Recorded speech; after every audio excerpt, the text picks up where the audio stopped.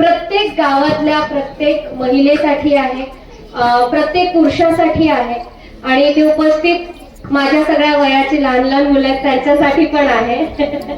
तुमचाही उत्साह त्याच जोमात आहे आणि हे बघून खूप छान वाटतं.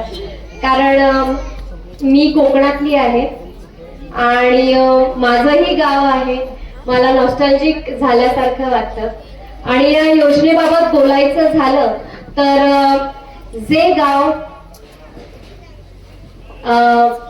उत्तम महिला सशक्तीकरण करेल, छान असेल, जे गाव जास्तीत जास्त वृक्ष लागवड करेल, या योजनेचं पालन करेल, या अभियानात जे काही मुद्दे सांगितले गेले आहेत ते फॉलो करतील, त्यांना एक एक एक एक गुण वाटून दिलेला आहे ह्या सगळ्या कामांसाठी.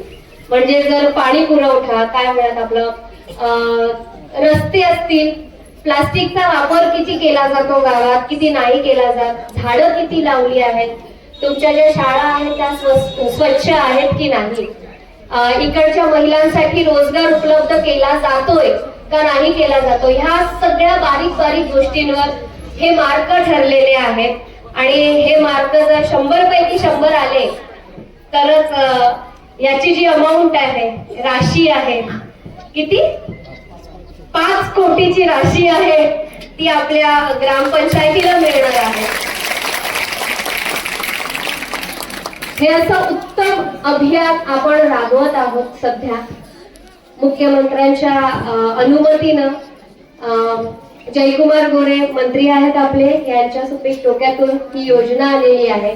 आम्हाला तुम्ही टीव्हीवर बघता, फॉलो करता, तर आमच्या तोंडातून आम्ही सांगितलेल्या गोष्टी कदाचित तुम्ही फॉलो कराल.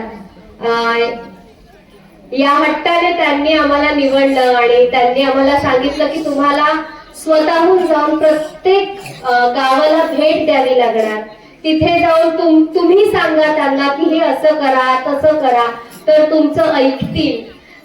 तर मला असं वाटतं की मी खूप मनापासून प्रत्येकाला सांगते की झाडं लावली तरच आपण पुढे टिकू, अदरवाईज पुढे भविष्य नाहीये आपल्याला. आणि ही 5 बोट असतात, फक्त एका बोटाने काम चालत नाही, ह्या पाठीच्या 5 बोटांची गरज असते आणि त्याची मुठ्ठी बनते. जर हे एकत्र आले तरच काहीतरी होऊ शकतं, असं माझं मत आहे. आणि हे गाव आपली मुठ्ठी आहे आणि ते गाव असंच सतत काम करत राहावं. तुमची भालेवाडी आहे, हिने असंच सतत एकजुटीने काम करावं.